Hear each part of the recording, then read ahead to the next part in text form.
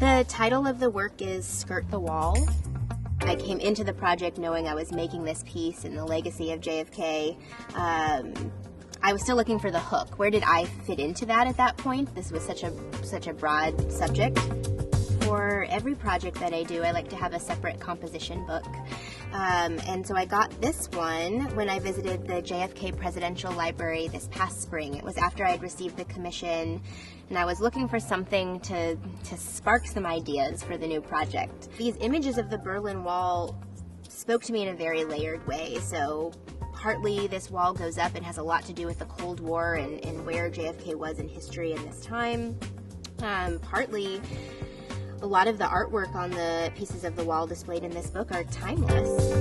I knew I wanted to make this trio with 3 of my dancers, which we call the Conspiracy Trio. And I was looking through and found this beautiful plate of 3 separate images, and they spoke to me. There's a fist, there's a peace sign, and there's a flipping of the bird here. And it was all kind of tied in, like 60s folk, revolutionary, peace times, black power, tied in these gestures, and that launched me into the piece.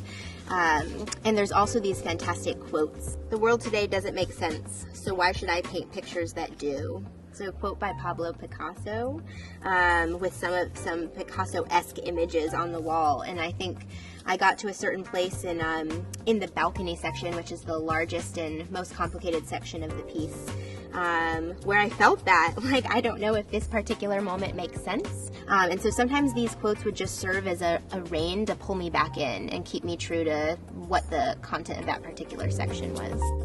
I was also pulling into he also established the Commission for the Status on Women, and wanted to make this piece that addressed women's lib in some way, and checking back in with that in the 60s, and that we still have to check back in with that now.